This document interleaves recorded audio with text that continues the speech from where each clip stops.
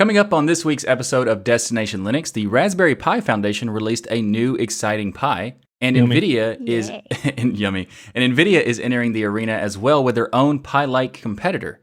There is also some great news from Dell as they are pushing to improve privacy on their laptops for use with Linux.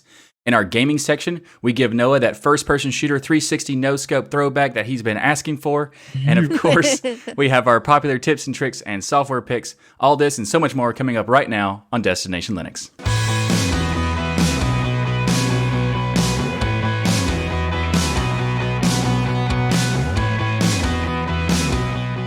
Welcome to episode 199 of Destination Linux. Get your DLN mugs, take a sip, sit back, relax, and prepare to have the open source and Linux goodness delivered directly to your brain.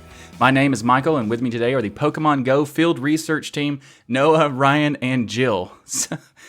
So we've got a lot of stuff to talk about, and we wanted to give you a quick note about the things that are super exciting that are coming up. So we want to get everyone caught up with what's happening with DLN. And as I said just now, it's the episode 199, which means next week is a huge milestone for the podcast. I can't count. I'm not good at 200 and just there. That's you stop there. Oh, Next Sunday, November 15th, we'll be recording and celebrating episode 200 of Destination Linux. And of course, we're going to go all out this event. So in addition to DL 200, we're also going to be having a DLN Game Fest that day. I have an idea, Michael. What's that? I have an idea. I'm going to throw this out there. We've not talked about this before. What if we did episode 200 live? What if we did it live? Love it. Love it. We're going to do it live. Okay. Yeah. We totally didn't plan this. That's a great idea, Ryan. Way to sure. come up with that on the spot. I Thanks, love it. Noah. 100% not planned. So we're going to be Keep him doing on his feet. episode 200 live next week, November 15th. We're going to be starting that at 1 p.m. Eastern time, and we'll have a link in the show notes that will have you give a link for a time zone converter so you can get it right for your time zone. And also right after that, we're going to be doing a DLN Game Fest happening at 4 p.m. Eastern time on November 15th. So we're going to be playing a bunch of games, including Xonotics, Super Tux Kart, Shell Shock Live, and the very popular Among Us. So all this stuff is coming up next week. So be sure to join us November 15th at 1 p.m. Eastern for the now live DL 200 episode and the DLN Game Fest at 4 p.m. And when we say Eastern. live, we do it live every week for our patrons. That's but true. This means everybody's going to be able to watch us make episode number 200. And then right after that, there'll be a little break, and then we're going to start playing Xonotic on our own server that we created. That's right. Then the community created us a Super Tux Kart server on DigitalOcean. So we're going to play that. Then you've got Shell Shock Live, and then we're going to do Among Us. And I know some people are saying, why are you playing a game that's not native to Linux? Well, Among Us is ridiculously popular right now, and we want to show people how awesome it is that we can play the most popular game out right now that everybody's streaming and talking about right there on Linux, thanks to the work of Code Weavers and all of that. So you got all of these awesome options here to come play and join us. And we've got lots of open source games on our own servers, and then, of course, the popular games too. Yep, absolutely. And that's a great point. We're going to be playing all these games, and I love the concept you talked about, how it's so popular. And yes, you can play those games on Linux too, and we're going to prove it on the Game Fest. And also what we're going to be doing is soon we're going to be doing a DLN Gives Back charity. It's actually kind of already underway, but we want to have some help with the community about deciding what charity we want to partner with. So go to the DLN forum and start voting on the next charity. You'll find a link in the show notes for the forum thread. Be sure to let your voice be heard and give us your suggestion for which charity we should partner with next. And last week, we teased that a new show is coming to the Destination Linux network. Many of you have been suggested in the community that you wanted a gaming show to DLN, and we have listened, and we are bringing DLN, a gaming show, to the lineup, and they are so excited to tell you more about it next week as a part of the 200th episode Oh, of you're not one of Destination those Linux. people. That's like an American Idol move or something there. Not that I ever watched that show. Sure. Yeah. But also, that's be sure just to, mean. be sure to Can we join at us least tell next them week. the name of the podcast without who's hosting it? Because We will tell them the name of the. We will tell them the name of the podcast. Episode 200. Yeah, I gotcha, exactly. in episode So, 200. and also join us for the Game Fest next week because the host of the new show will be joining us to frag some pixels. Yeah. So what's interesting about, you said the community's been asking, literally we were signing the contracts to bring this host in and finalizing that. We got this message saying, hey, I love your shows, Hardware Addicts, Destination Linux, Ask Noah. I have my kids listening to all of them, but they're really into games. And I think if you guys had a game show that would tie it all together, and we're like, just wait, it's coming. So here you go. We're going to tie that all in for you. You're going to have the network with Pseudo Show. You got the Ask Noah show. You got DOS Geek, Destination Linux, Hardware Addicts. It's all wrapping up to have all of the great Linux content you want in one network. Texas born to frag. Yeah. Exactly. So in our community feedback this week, James writes us to say, hi there, fearless hosts. I guess he's talking about everyone, but Michael, really enjoy the main show as well as several of the others on the network. Well, you have admitted publicly you get scared at horror games. So because I feel like my you're not weak thumbs fearless. are not really good for horror games. True. Yeah. Yes.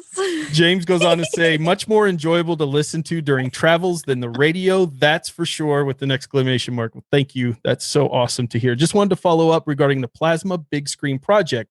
I know you guys reported on it initially a few episodes ago. I was curious to see if anyone took the time to install it on a Raspberry Pi or other device to see how it really worked. Mainly, I'm curious to know if it's a viable alternative as a home theater device or a Chromecast or Roku type replacement. And if not, how far away is it from viable use? Keep up the great work, and hopefully I can join you guys on gaming night sometime in the future. Hopefully you join us Sunday, James. I'd love to have you there. The answer was no until I got your email. And then I went and spent my week setting this all up. It's actually on. You can't kind of really see it. And those who are listening to the podcast, it's blurred out the way the camera is, but it's actually on in the back screen. I've been playing with it and setting it up. I would tell you that Plasma Big Screen, when you first install it, I had this moment of geek chills where I was like, oh my gosh, this is beautiful. It has a really nicely laid out menu system. It was very easy to install and get up and running. And then you start realizing that this thing is very much in, I would say, alpha, maybe even just preview mode. So there is a lot of great functionality and idea behind Plasma Big Screen, but when you look at comparing it to something like Kodi or other things out there, you only have a few apps like YouTube, and there's a Twitch app and some BitChute things and stuff, but there's not even a real clear, concise way to get your own content in there. You would have to just open up the file system and manually drag videos and stuff in. I would say one of the biggest advantages that I've seen is it has CEC integration with your remote control. So you can use your standard TV remote control with it and control it, and it works perfect out of the That is box. pretty cool. Like I can just take my standard TV remote and navigate through all the menus and those things. So the bones are there for making a great media center GUI in the future, but it's still very much in the alpha phase. They do have something really interesting with Mycroft built in, and I was playing with Mycroft. I hooked up a webcam to use as my microphone, which worked right away, which was great. And Mycroft, if you've ever used it before, it's okay. It understands some things that you want to do, like YouTube, play DOS Geek channel video, or SoundCloud, play this artist, and it can sometimes find it and sometimes not. And that's kind of the whole experience, I would say, with this. Is sometimes the things and the features work really well, sometimes it doesn't. There's not a lot of customization when you go into the settings. It just seems like it's very much a shell. It's very much an alpha, very much at the beginning. If you're wanting to play or want to build apps for this, then it's definitely something to go check out. They even have some type of store integration where they're partnering with another company that it looks like you can get paid to develop some of the apps based on the downloads that you get if you make an app for this.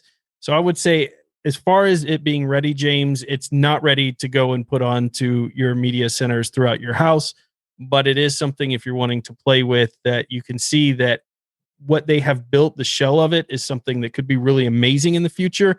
It's just not there yet. That would be how I would look at it. Yeah, that sounds about right. That's what it kind of felt like when I first tried it a while back. It was basically like that. But it is really interesting, and it does look very good. And I do hope that they are able to crank it out as fast as possible, because I think there's a lot of potential for it. And as soon as they can support all the necessary apps like Netflix and whatnot, there would be a huge potential for this as an option for people to want an alternative for the smart TVs and whatever, because everybody knows that smart TVs default interfaces are the worst, by far. I just couldn't help but think, Yeah. why not partner with Kodi and make these features like the CEC and Mycroft and things a part of that, versus trying to build their own thing, because the skeleton is Yeah. so much of a skeleton, and there's so much work that would need to be done, in my opinion, to even get it to Cody's level, that I feel like these developers are ridiculously talented in design because the interface is just solid.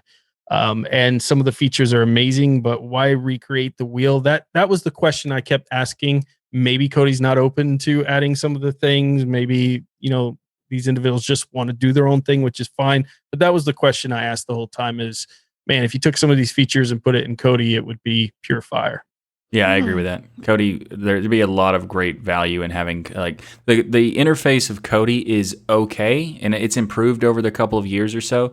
But admittedly, the Plasma big screen looks a lot better. And if they were to kind of combine that, especially the CEC stuff, that's really cool. I mean, Cody has support for a lot of different remotes, but I don't think it's like a full any remote kind of thing. And if they added that, that'd be very cool. James goes on to say, I've used Collab Mail for years since like Proton Mail. They're a privacy focused company and they're not located in the US. I tried sending this email from his Collab account, but got an error because it got into some spam filter. And well, I guess that's why I haven't heard of Collab Mail there, James. Maybe I don't think it's something on our end that would have blocked that, because we get emails from Proton and Tutana and all of that, but we will look into why that might have failed. I've not heard of Collab Mail. Has anybody else heard of that one? No, I hadn't either. But great email, and thanks for getting me to look at something different when it comes to this big screen, because it wasn't something I'd planned to install. But I had a lot of fun playing with this little project this week. So appreciate you sending in that feedback. And some of you may have noticed we lost Noah midway. It looks like his internet went out and his hotspot went out as well. So Noah may rejoin us for the rest of the episode, or we may have lost him as somebody may be DDoSing him. Somebody could be attacking his internet personally. We don't know. It's a mystery, but you'll have to tune in to episode 200 next week to find out. Yeah. Nice. I like it. Yeah. And we love hearing from our worldwide community. And what we want you to do right now is to get your official DLN mug. It looks something like this. People say it's a life changer if you have one of these. Nothing like that. It's beautiful. Okay, it looks nothing like this, but this was an OG one. You fill it with some coffee, you sit down on your nearest stool, and you send us an email. Send your emails to comments@destinationlinux.org. If you give me a compliment, it's more likely to get on the show. If you don't, who knows? I like it. It's like, just ask for compliments. That's the best. He said comments. He meant compliments at destinationlinux.org. Yeah, compliments@destinationlinux.org. This episode of Destination Linux is brought to you by DigitalOcean. DigitalOcean recently announced their App Platform service, which is a solution to build modern cloud-native apps. With App Platform, you can build, deploy, and scale apps and static websites quickly and easily. Simply point to your GitHub repository and let the App Platform do all the heavy lifting for you. It has support for many languages like Node.js, Python, Go, PHP, Ruby, static sites, and Docker. DigitalOcean runs their app platform on their own infrastructure, so your costs are significantly lower than with other products. Plus, this new app platform is built on top of DigitalOcean's Kubernetes, providing a smoother migration path so you can take more control of your infrastructure setup. As a listener of the Destination Linux podcast and a member of the DLN community, you can get started for free, actually better than free, because you can go to DigitalOcean's app platform and get a $100 credit by going to do.co/DLN. And for their awesome service that gives us a Xenodic server and a Super TuxKart server that we'll be playing on Game Fest next week. Yay. All of that's hosted on DigitalOcean because they're awesome people. Love them. Again, get started by going to do.co/DLN for get that $100 free credit on DigitalOcean's new app platform service. And we want to thank DigitalOcean for sponsoring this episode of Destination Linux. I am so excited about this. Raspberry Pi released a new device, but it's sold out everywhere. I tried to get one Monday morning, and I heard on Twitter, Ryan tried to get one. And so, that's showing you how in demand the brand new Raspberry Pi 400 personal computer is from our friends over at the Raspberry Pi Foundation. What is the Raspberry Pi 400? If you're all wondering and hadn't seen the news, it's a pink and white Linux computer full of love and penguins that will revolutionize the way now people... I really want one. Right? to revolutionize the way people use the Pi. It's actually a tiny computer built inside a keyboard. So you add a mouse and a monitor, and you have a complete system, just like the days of the classic Commodore 64, the Amiga, the Apple II, and the Atari ST, which I have all of those in my collection. Of course you do, Jill. Of course you do. So it's just a really amazing computer. It's based on the Raspberry Pi 4 with 4 gigs of RAM. It's got a quad-core processor and some very special cooling to help this little keyboard computer to run faster than ever. And actually, because it has a heatsink, the speed of the Pi 400 was increased from 1.5 gigahertz of the original Pi 4 to 1.8 gigahertz. Yeah, it's quite speedy. Yeah, that's nice. And it's really nice because they have 2 options. One is you can just get the keyboard by itself for just $70. And then you can get a full $100 kit, which comes with the official mouse, an HDMI cable, SD card with Raspberry Pi OS on it. Oh, even a tutorial book. That's So- nice. Nice. So I was wondering what made the keyboard computer go out of style, because these keyboard computers kind of came in. I would say they were before I got into computers, so they weren't really around or very popular. They went away. Everything became now today, if you're doing an all-in-one, kind of built into a monitor. You see a lot of companies doing the built into a monitor, but it seems like such a clever idea to build it all into a keyboard. Makes it far more portable than a monitor to carry Yes. around. Like you could literally put that keyboard computer into a travel bag, and it could be something you use at hotels or other things, because you could just hook it up to a TV and start working. I wonder why this went away as a fad. It seems like a really cool idea. Yeah, that's a good question. I think some of it has to do with, well, we wanted to get away from using our CRT TVs because they were Mhm. lower resolution and hard on your eyes. Yeah. So, and even the old CRT computer monitors were not the best to look at up close, like I had to for many years, Right. but they were much higher resolution. And honestly, I think that's a lot of the reason why, and the companies wanted to sell you their monitors. That's true. So, Yeah. There you You go. know, they wanted back then you bought your computer with the monitor. So And you could charge a lot more for a monitor Yes. with a computer built in than you can with just a keyboard. And I guess some of our patrons are talking about, people wanting customized keyboards. They want their mechanical keyboard. Mhm. They want, their RGB throw up. What does Wendy call it, Michael? Rainbow vomit. rainbow Vomit all yes. over their keyboard. They want all of that stuff, and you may not have that built in. But I just love this idea, and I love the community support for this. Raspberry Pi Foundation, all you had to say is Mhm. Raspberry Pi Foundation released, and I'm trying to buy it. I was just clicking the link Yes. before I even knew what it was, and just trying to buy whatever new thing they've come out with, because it's Yeah. always something cool. It reminds me of like Pine 64. Anytime they come out with something, I just want to buy it. This sold out immediately. This gets Linux into the homes of so many people. We've talked about Yes. this before, but I want to emphasize how important Raspberry Pi Foundation is to Linux. When you go into Target, I was there this weekend, and there's a whole section with Raspberry Pi kits set up. This is a mainstream store. This is the gaming section. It's like there's a gaming aisle, and then there's the new keyboards and accessories, and you see all of the Razer equipment, and right there in the middle is the Raspberry Pis and all of the different cases and accessories and everything else you can get right there in the middle of Target. How awesome is that? Because Yeah. every single person who buys one of those is now learning Linux, whether they know it or not.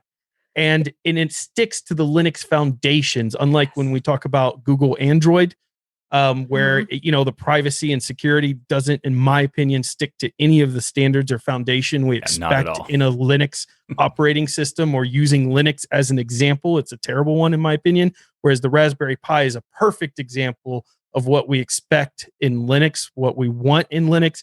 And so many parents that are doing homeschooling, there's so many educational applications.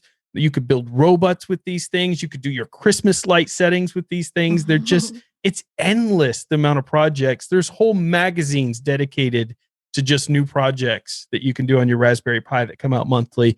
It's just such a great thing. And I love this idea of building one into an all-in-one computer as well. Yeah. Yeah. Because it lowers the threshold of being able to get started with the Pi. You no longer have to be a geek or tech. You can Yeah. it's just plug and play. What you were saying earlier, Ryan, is the Raspberry Pi is actually the most sold computer in the world. And if I you did not think know about that. that, it is amazing. The Chromebook is our Chromebooks are the most sold laptops, but the most sold computer in the world and on Amazon is the Raspberry Pi. Oh, that's That so is great awesome. to hear. And I love that you put in here, Jill, that the Raspberry Pi would make a perfect gift under the Christmas tree Yes. or just perfect gift to give in general for whatever holiday you want, because there's, again, you're giving the gift of education, you're giving the gift Exactly. of fun. And if they don't like this gift, rip their geek card right from them and kick them Yes. out of your house, because everyone should want a Raspberry Pi. I have like 5 If of they don't them want now. this Christmas gift, they Yeah. shouldn't even have If Christmas. they don't want it, they shouldn't even be your friend I know. or family member. Let's be honest here. They're terrible people if they don't want a Raspberry Pi. But I have like 5 of them at this point. Plus I have the Pine 64. And then we have another one we'll talk about as well. It's just, you can't get enough of these, and they're all in use. Yeah. They're all plugged in. They're so low power, low maintenance. You set something up, you can just have different, you can have Nextcloud set up on them. You could just do different things with all these. One runs in my car, as Michael knows. So as soon as my car goes in park, the Raspberry Pi turns on and you can play games right there. It's just such a versatile product. I love So it. versatile. Yeah. And what's so really neat with the Raspberry Pi 400 keyboard is that it comes with the 40-pin GPIO header that all the Yes. tinkerers are used to. Yeah. So you can start getting that new user hacking on their Pi keyboard. Yes. I think really this is awesome. this is not only is it cool that they're doing this and just in general and having this, as a keyboard all-in-one kind of computer thing, because it's like the whole modern retro combination thing. But I also like the Yeah. fact that they're looking into more form factors and not just doing a Raspberry Pi Exactly. exclusive thing. Now they're doing the multiple form factors with the key. Like they had to modify the motherboard so it would work inside of the keyboard. So they even have the ports coming, like, because the regular Raspberry Pi has the ports on every single side, and now they Yes. have it's all coming out the back of the keyboard. So it shows that there's potential that they might even do more form factor kind of playing with stuff. And I think it'd be amazing if the Raspberry Pi Foundation came out with a laptop of some sort that would have been kind of, they would maybe be able to, change the market of the Chromebook being the most popular laptop purchase There you to go, the Michael. Raspberry Good Pi one. Pi book or whatever being Yeah. purchased. That'd be really awesome. So Now they have a bunch of kits to have like a Raspberry Pi that sits outside of a laptop, or Right. a really thick laptop that you put a regular Raspberry Pi in. But I think what you're talking about is kind of like what Pine's done, put an actual Raspberry Pi 4 small form factor inside of a thin laptop with a really good Yeah. screen. Or the Yeah, fact that they would just be fire. modified the layout of the motherboard to fit inside this keyboard. If they modified in like the similar way and just made it inside of a laptop, that would be amazing. Yeah. Yeah. Like there'd be so much potential for that. And I think that the coolest thing about this to me is that the keyboard itself is already kind of like an all-in-one, as you said, but that means it's easier for people to get started, because the regular Raspberry Pi, you also have to have peripherals to connect to it in addition to the keyboard and mouse, but you also have to set up the OS, and you have to get the SD card and all this sort of stuff. But you can purchase this keyboard with everything all in one, and you just connect it to a monitor and you're done. Like, that is a fantastic kit that they've set up to make it possible for eliminating a lot of the barrier to entry, which is not really high in the first place, but making it where basically it's gone. That's fantastic. Yeah, I'm going Yeah. to get one of these and I'm going to put it in my daughter's room for her to have her Yeah. own computer. And all I need is the monitor, and I have an extra spare monitor. So I'm just going to hook that up. You have a mouse, and boom, there's a full computer there for my daughter to play with and put those Exactly. educational apps and things. That's what I like to pretend will happen, but really it'll just be to play YouTube Kids. But you can put those apps on there and force them to play a couple of those educational apps before they're allowed to watch YouTube Kids or something like that. But that's my plan with one of these, and it helps them with typing skills. And they can do Everything. different Code. projects. It's great. Yeah, Yep, coding. Scratch all is of that. great. Minecraft. So Yep, they can do mods and yep. Minecraft's big in my house, Yeah. so yeah, that will definitely be it. But Long. maybe your kid would want something else more powerful, right? Maybe she's not just into the whole the keyboard. I mean, it's awesome to have it in it, but NVIDIA is saying, like, hold up, we have something that you might be interested in. Before you keep hitting refresh on their Pi 400, maybe check out the Jetson Nano first from NVIDIA because it is a lot more powerful, they say, and it's in the kit you get like a powerful AI, robotics, machine learning capable system on a chip, or so maybe that is something you should be checking out. You mean like this right here in my hand? It looks like you have checked it Ryan's out. So lucky. Bam. He got one. So I couldn't pass this up, man. We have in my hands here is the new Jetson Nano 2 gigabyte developer kit that I've been playing with all week. And let me tell you something. This is really cool. I didn't expect this to be as cool as it is, but I've been having so much fun. Now, I still would say for the general population, go with the Raspberry Pi. If you don't have a Raspberry Pi, first of all, what's wrong with you? You need to really rethink your life. But once you have that Raspberry Pi, then you check out the Jetson Nano 2 gigabyte here developer kit, because this is going to get you into the more dedicated machine learning and AI, and the courses that NVIDIA has put out there are first class for this little device. And if you go through the courses and take a test and send them a project, they will actually certify you as an NVIDIA AI specialist with this little device here, which is a really cool, that's interesting. It's really cool perk. This is something you could put on your resume. This is something that a lot of companies are investing right now. They're trying to figure out how to leverage AI. They're trying to figure out how to leverage big data. They're trying to figure out how to use machine learning. And this little sock will allow you to start exploring and learning that, and in a very intuitive way. And by the way, this little kit here is $59. Just What? $59. Amazing. That's all you need to get into here. So these kits used to be 150 or more for the bigger versions of this. So it was kind of cost prohibitive, but they've come out and they're going for the academia, professional developer, and hobbyist market. And really the big difference between this device is the focus on the GPU power, which, as you know, is what you need more than the CPU when you're doing these type of things like AI and machine learning. So it's got a very powerful GPU in this little device. And they have your first project out there, which you'll probably play with, which is Hello AI World. And you can literally in an hour or two have this completely set up, connected to your computer, and doing facial recognition snapshots and deep learning in facial recognition. Or if you want to have it do traffic lights, or you want it to recognize your thumbs up, thumbs down, or different swipes or gestures, it's so easy. It uses a webcam. Once you get all the software loaded, it uses Jupyter Notebook. If anybody's done Python programming or courses before, you're probably familiar with Jupyter Notebook. You do it all in Linux. You could do it in Mac or Windows as well, but of course we want to focus on Linux, and a lot of the pages and development and everything is based on Linux. In fact, the program that you're going to install on this, the base operating system, is Ubuntu.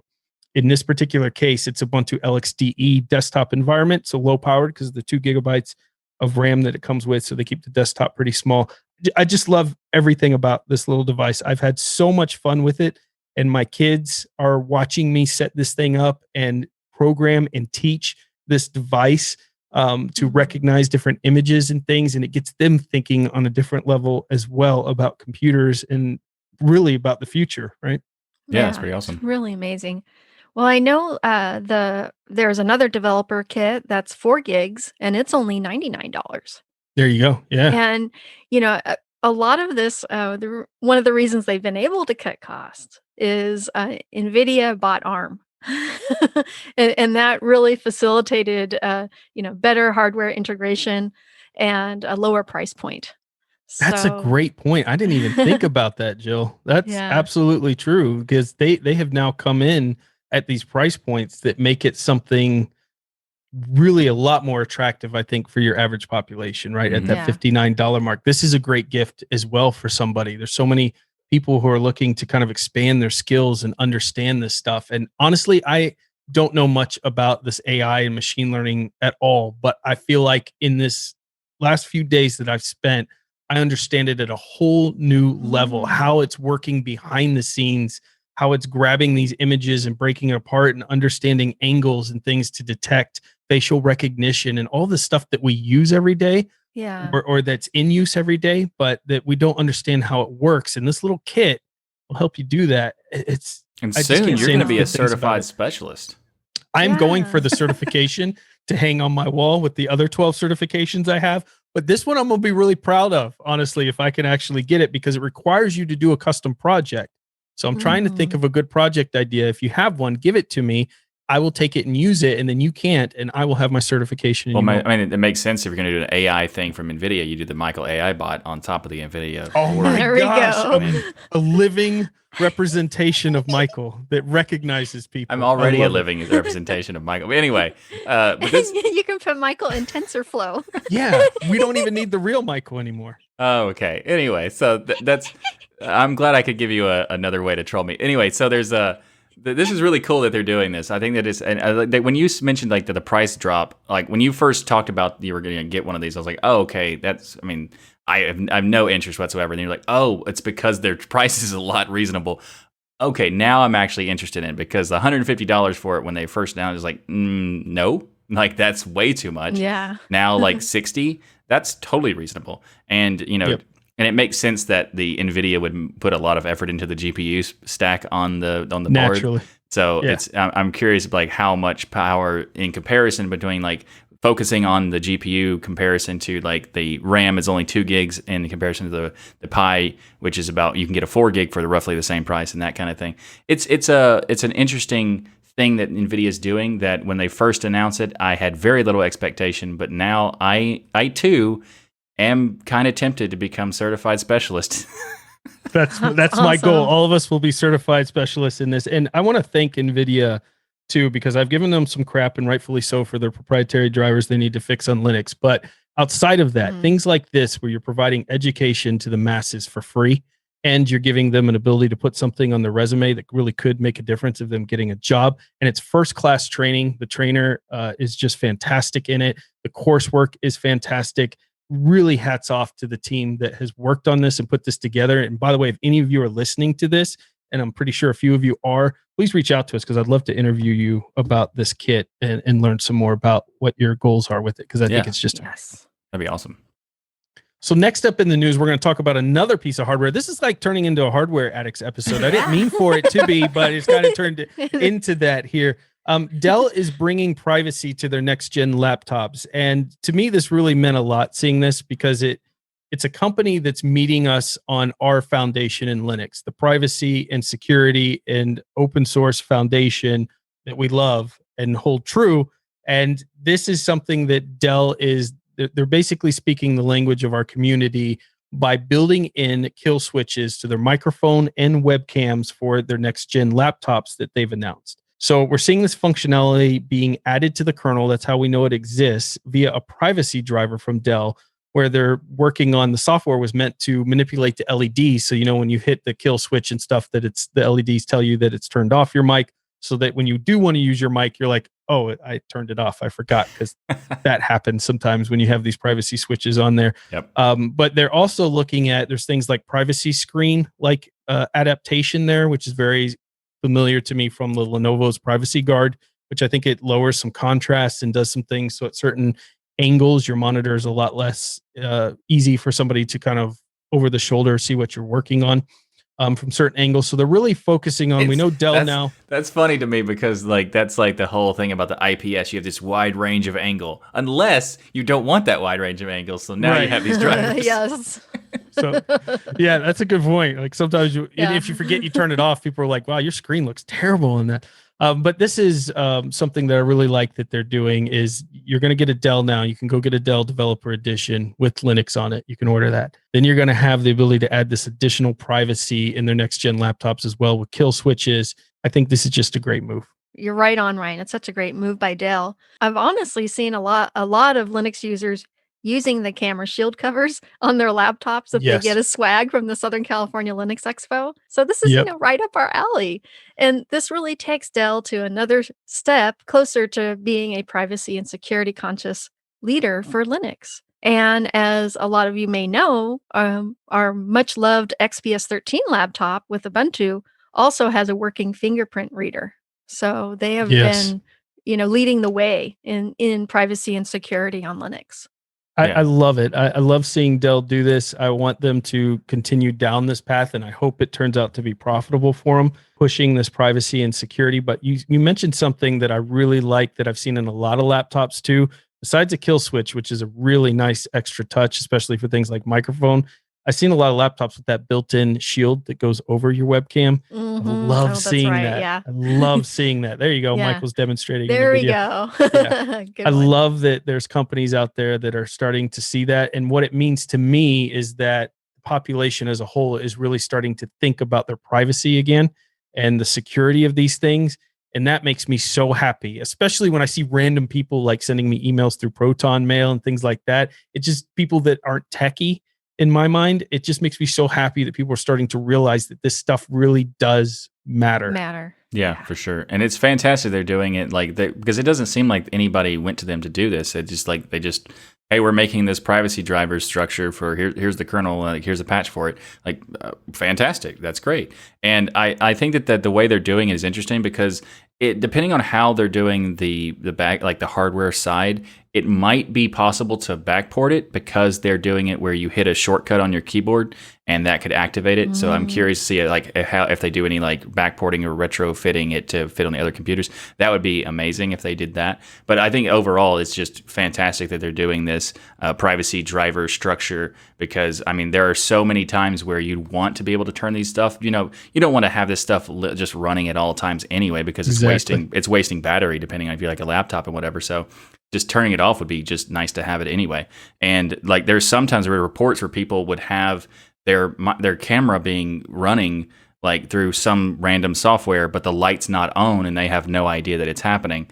And this way you can guarantee that it's not running because the software can't find it anyway. So that's just great that Dell's doing this kind of thing. And I think that, the more and more companies like this, the more and more people in the mainstream world will see it as a value and look, more closely at privacy and security, and also inherently look closer at Linux. So in a indirect way, Dell is helping the adoption of Linux. Exactly. Yeah. I like it. So our security advisory this week is brought to you by Bitwarden, and it's to bring awareness to a major AnyConnect VPN vulnerability out there. Cisco has revealed a zero-day vulnerability affecting its AnyConnect secure mobility client software, which has a proof of concept exploit that's publicly available online. So it hasn't been used yet to run malicious code, but the proof of concept is sitting there online for somebody to use. It could allow a threat actor to run malicious code through a victim's device. This impacts all operating systems except mobile, and that includes Linux. And at the time that I was looking this article up this week, there was no known fix for it. At this point, again, there's nobody who's used this exploit, but it is out there in the wild for somebody to use. So make sure that you are updating your system on a regular basis so that when there is a fix for this, that you can have that applied immediately.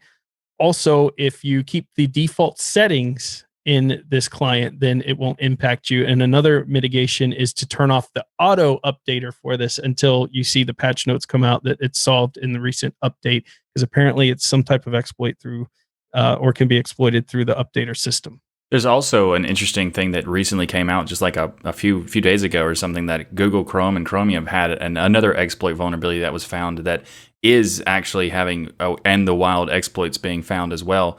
As Ryan said, update as much as possible when you have, when you find that these patches are there. And especially with if you're a Chrome or Chromium user, you definitely need to update on that as well down too. Switch to Firefox.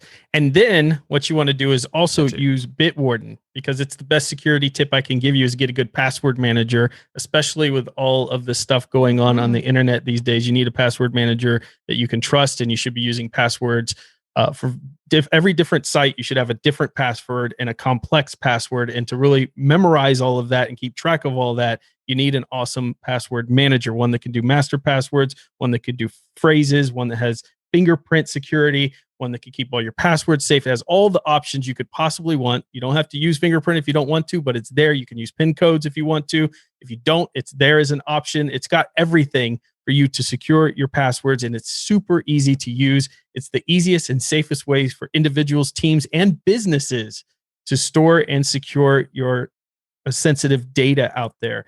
Now, I've used Bitwarden for, I don't know. When did you switch me? Like a year ago now, Michael? I think it's way more. I think it's a couple years ago now. Yeah. This is well before they ever became a sponsor of this show. I love Bitwarden. I couldn't survive. It's the first thing once I've installed a new OS that I go and install is Bitwarden. I trust it. I love it. It has stayed and remains secure for me. It's 100% open source. Yep. And not only can anyone go out there and audit this code, but they take the money that they are getting and they are applying it to third-party audits so that other companies are actually going out there and auditing this source code to make sure there's no security holes in it. And then they're completely transparent about that and put the audit, no matter what it says in it, out there for everyone to read, and then what they're doing to fix any of the issues that may be found there. It's just a fantastic way of leveraging open source, but also utilizing all of these companies and experts out there that are constantly trying to break and get into things. And for me, that just gives me so much trust in this company. So go to bitwarden.com/DLN. You can get started for free, but you want to support this company. They support the entire Destination Linux community out there. And for $10 a year, you can help support them. $10 a year gives you a gigabyte of encrypted file storage, 2-step login with YubiKey. So if you like to use YubiKeys like I do, you have that option to use. Vault health reports, TOTP authenticator, storage and generation, priority customer support. So make the smart move like so many of you in the community have done, and go to bitwarden.com/DLN. Get started for free. If you have a business or work for a business or do security for a business, definitely look into Bitwarden for your employees as well. I know a lot of people are working from home now. This is a great way to keep those passwords safe versus what I've seen a lot of time in different companies is your employees are using a notepad text document for all their passwords.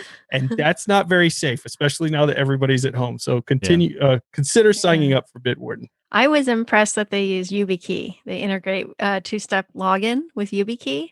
I love that. Now that I'm on Destination Linux, I'm going to be using Bitwarden. I love it. We got another convert. Nice. So in our gaming section, we're going to talk to you about some stuff that I think is pretty interesting because it's an early access game. And it's like, so do you miss games like Duke Nukem, Doom, or Wolfenstein? Then you might want to check out Proteus. So Proteus is a first-person shooter of old, reimagined using modern rendering techniques. So it's like a retro modern style. And if you've never played Duke Nukem or Doom, like especially Doom, since it was like the originator of first-person shooters, it's just a fun experience, and you definitely need to check this out. It reaches the quality you expect from a AAA experience while adhering to some of the aesthetics, technical limits of older hardware, which is very, very interesting. So it's being published by Humble Games.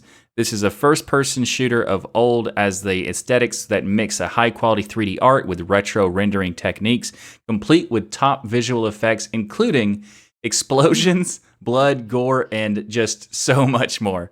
And if you're interested not in family that friendly. not at all family friendly, but it's still very fun if you're into that kind of game. And if you also want something to kind of give the nostalgia hit, check out Proteus for sure. It's awesome. I got it in early access, and I think it's really cool that you can render in Pixel, CRT, or Scanline, depending on your retro preference. Yeah. It's really cool.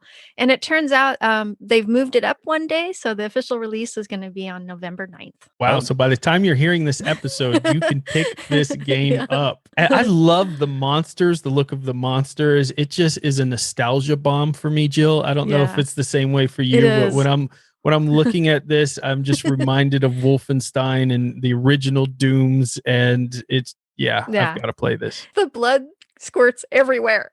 it's like you just do a simplest shot and it's just all over the place and it spreads real wide throughout the map.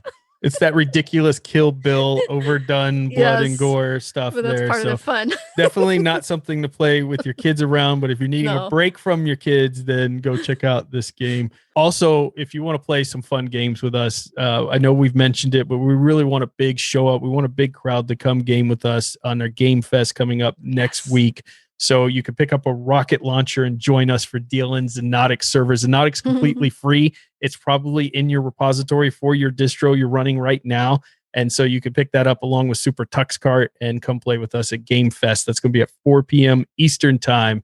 Come join us. Okay, so on the tip of the week this week, we're finishing out Linux file system exploration this week with /var. So if you haven't watched every episode of Destination Linux, you need to go back and listen so you know how to navigate the Linux file system. /var stood for variable, and it contains data that is changed when the system is running normally, and it is specific for each system, as in it's not shared over the network with other computers. And among the various subdirectories within var are var cache, which contains cache data from application programs, var games, which contains variable data related to games and users. And yeah, I've had to delete some of my var game cache before when games are temperamental. Var lib contains dynamic data libraries and files. Var lock contains lock files created by programs to indicate that they're using a particular file or device. Var log contains log files.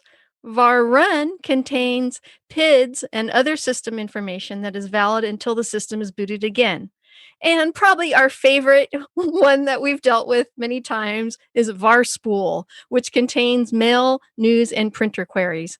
Yeah, I've had to go into var spool and delete some printer queries before when things have been temperamental. Oh yeah, var spool. Everybody who's tried to deal with printers, and at least for the past few years or whatever, it's if you have an HP printer, you're fine probably, but otherwise you might have to deal with that quite a bit.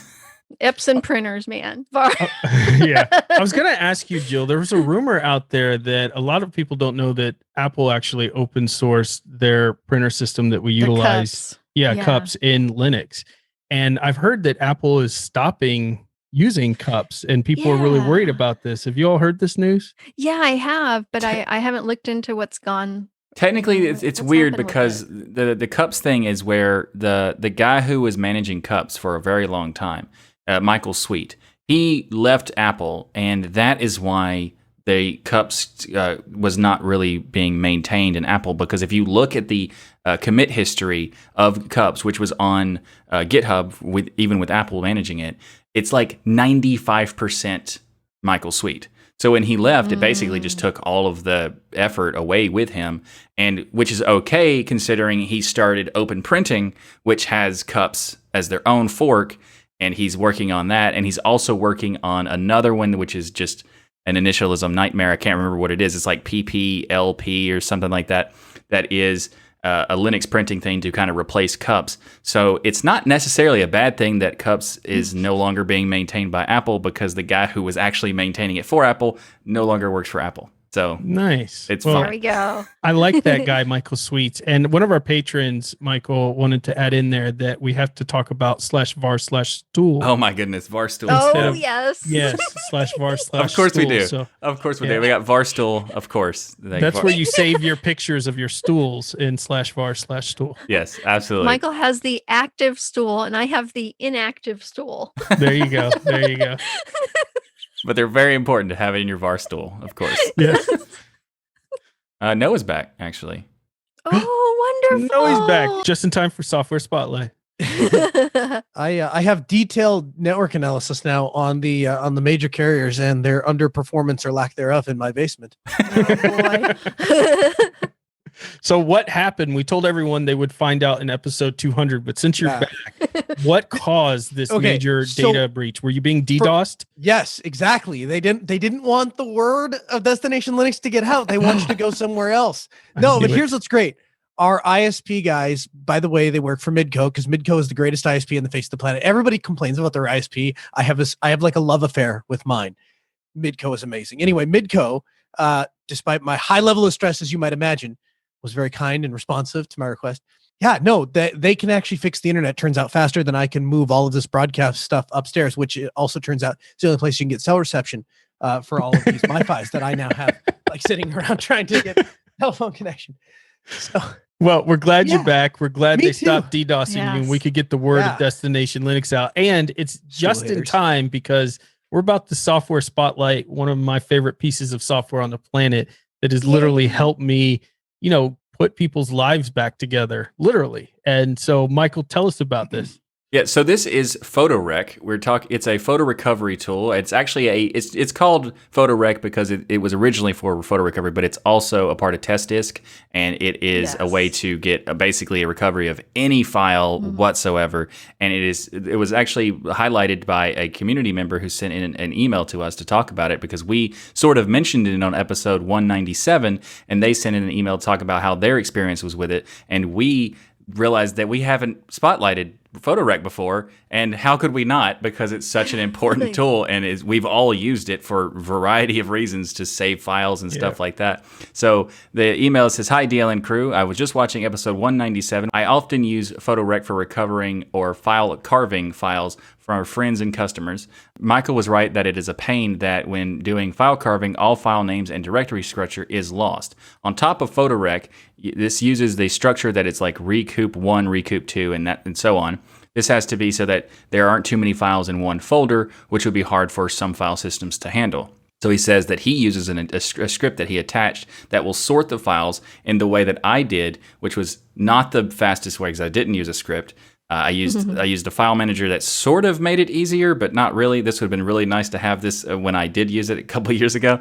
But this, it's basically an extension. It's a script that allows you to sort by extension, so that they're not just folders named this, like Recoup or whatever. It's named doc, docx, JPEG, PNG, MP3, and so on, which is fantastic. It makes it a lot easier to be able to manage the stuff. That way you don't have to try to dig through everything and find it in different pieces. So that is a very cool tip, and hopefully I'll be able to get this script and put it somewhere like a Pastebin or something like that, so people can check it out. And this is from Joe, so thanks very much, Joe, for sending in that tip as that script, and also reminding us to talk about PhotoRec, because of course we should have already, and now we have. So we've covered all the hero balance. moment where you can recover somebody's first pictures of the birth of their child. You can recover pictures of their wedding. You can recover pictures. You want that geek hero tag where somebody's looking at you and crying because of what you were able to recover off a machine that everybody else. I had one situation where this person didn't know me. They eventually found out about me through a friend, but they had taken this hard drive that they had carried with them for 10 years. And would go to all of these professional recovery shops to try to get the photos off of this, or what they thought were professional recovery shops. And they could not get the photos of their babies when they were young, their daughters when they were born, because that's what it recovered. Of course, they should have done backups, but you know how that goes. And using PhotoRec, and it took, I think, over 4 days of recovery, but I was able to get all of those pictures back. And the sheer amount of feeling like a geek superhero when I was able to hand over those pictures was a feeling that I could never recreate again.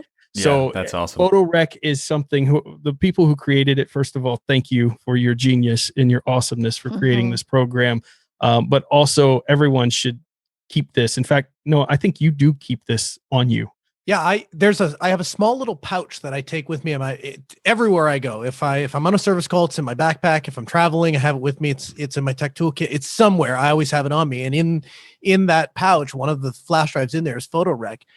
It is great for all of those things that you said, Ryan. It's also fantastic for selling your encryption and data recovery services. By shocking people with the stuff that you can pull back up their hard drive that they thought they deleted. No, it's also, for me, PhotoRec is both a tool to be able to recover data, but it's also, it really is an opportunity to really understand that the concept of delete doesn't really exist. Like, we put it in computers to make such like they have control over it, but really, once you've written something to disk, there's no unwriting it to disk. We can just write over it, or we can move it, or we can destroy the encryption key that protects it. And PhotoRec allows you to kind of wrap your head around that and understand it. So even if you do make good backups, it's a really great tool to kind of explore and play with, because it'll help you understand the technology that you use every day. I want to go into that a little further, Noah, because you made a brilliant point there. I buy a lot of stuff off of eBay, laptops and computers and things. Now, I respect people's privacy, so I don't run this, but I always think a lot of times, sometimes they'll even send these laptops with their machine logged in, like you boot up and it logs into their Windows installation or whatever right there with all their files still on it. Some people delete it, or they format the drive, or they reinstall Windows, and they think, okay, now I'm ready to resell this laptop and hand it off. But somebody who is nefarious could utilize a tool like PhotoRec or other tools to recover everything that's on that hard drive, because unless you've done several overwrites, and even then, but at least done several overwrites of all that data, just deleting it or trusting Windows when it says, hey, yeah, we just installed a whole new version of the operating system, and you go, I don't see my files there when I log into it, so I'm ready to send it off. I could run the software, I could pull off the pictures that you had stored before, unless you've overwritten that with data. And I think that's a concept that even advanced tech people don't understand. Don't understand that. Yeah. I think we've had this discussion once or twice before. And if I remember right, we don't quite see eye to eye on this, but I would also suggest that in the day of SSDs, overwriting really isn't enough, because we don't really know where those controllers are writing to the memory chips. And so I would recommend that if you're looking from a security standpoint, always just trust encryption. The data should be encrypted if you want it to rest safely on the disk, or if you ever want to reuse that disk. I don't know when we disagreed with that, but I agree with you now. Whoever that dumb Ryan 1.0 was, don't listen to him. I agree with you now. Yeah, well, for sure. Also, sometimes on Windows, and I've ran into this a lot with my students that I teach computer animation and motion graphics, Windows often corrupts the file allocation table on flash drives. This is a big issue, and I've moved all my students on Linux now, so they're not having this problem. But I have used Photorec to recover their, animation and graphics files. It's an amazing utility, and I've used it in my IT business, like Noah and Ryan and Michael have. Yep. So it's just invaluable for data recovery. And also the test disk for recovering lost partitions. I've used that a lot too. Yep. So what I see right now is there are a ton of sales, Black Friday sales and things going on with these USB drives. You can get like a dozen of them for $6. Go take one of those, dedicate it to Photorec. You won't be upset that you did, because one day it will come in handy and you'll be a geek superhero. Get to wear a cape. That's cool. Swiss Army I do. knife I put a sheet around my backup. neck and run around the house, but maybe TMI. Yeah, a little bit, but the geek superhero thing is just, I never thought about it, but it is something that like I've experienced as well. When you provide them like the files and stuff that they've been wanting for a long time, like when then they don't even know, they've actually kind of in some cases given up completely, and then it just kind of randomly comes out that maybe you could help, and then you actually do help them, and it blows their minds. And it kind of makes me want to, like, when you brought that up, the geek superhero, I was like, that's exactly the feeling you get from it. And it also kind of makes it want to where, like, there's even as a joke one time, there was a friend of mine who I helped with doing that, and the next time I came to their house, they actually like played entrance music for me to walk through the door with. So that's what I'm talking about. It's like WWE style. Yeah, it's ridiculous, but it was awesome. Yeah. So like that kind of stuff is something that can happen if you use this tool. So again, thank you for the developers of making Photorec, because you probably don't get a lot of gratitude, because it's one of those like it's kind of one of those obscure things to you have to be a very geek person to even know it exists. And hopefully this will let a lot more people know that it exists, so they can save their files themselves if they want to do that. Oh my gosh, there's an emergency. What do I do? Google Photorec. What is this? Hallelujah. It saved all my files. This is fantastic. Thanks to those guys. Anyway, back to my day job. That's right. Exactly. You forgot the sheet that you tie around your neck. Do the superhero pros. All right, that's it. Our episode 199 is over, which means next week we're at what comes after 100? I think it's a 200. No, carry the 3. You carry the 3. And then is it divided by 7 though? Yeah. Okay, so 20. 200. 200. That's it. 200. Yeah. So and don't confuse it with the year 2020, please. Yeah, exactly. So episode 200, as Noah says, is next week. And we want to thank each and every one of you for supporting us by watching and listening to Destination Linux. We couldn't get to episode 200 if you weren't watching and listening in well over 100 countries. Joe, who sent in Photorec, is from Germany. I love when you guys tag the country you're from, by the way. It fascinates me to see all of the countries that listen to this show on a regular basis. I just love it. If you want more DL, become a patron, like all these beautiful faces here with us right now. You get a bunch of perks like unedited versions of the show, VIP access to events, and live recordings of Destination Linux every single Sunday. You all get to experience that. Coming up in episode 200, you get to come hang out with us and talk with the crew. Yeah, and also be sure to go to the dlnstore.com because you can pick up some swag there. We have t-shirts, hoodies, mugs, and even stickers, as well as some more Stickers. stuff. Yeah, even stickers. Even more stuff coming soon, and you'll especially want a mug to hold the spice of life, aka coffee, so you can look like a pro while reading the official DLN news and article sources at frontpagelinux.com, because there's nothing better than getting your open source article goodness with a good cup of joe in your DLN mug. It's true. Yeah. And do you realize how many amazing shows we have here on the Destination Linux network? If you didn't, then let me just name but a few. We have the very new Sudo show. We have the wonderful Ask Noah show, This Week in Linux, and the DOS Geek, which is amazing. Yeah. DLN Extend, and the wonderful Hardware Addicts. And we even have a new show coming from a name you know well and are going to love. So go to destinationlinux.network and subscribe to all these shows to get the full Monty of Linux and open source awesome sauce. Everyone have a great week, and remember that the journey itself is just as important as the destination. Thanks, everyone. See Hey, you next quit week. DDoSing Noah, people. Yeah, exactly. Nice. At least not during the episode. Yeah. Yeah, at You least had wait your until after IPs. the episode, please. Come He's going on. to track you down. Going to close down your AOL account.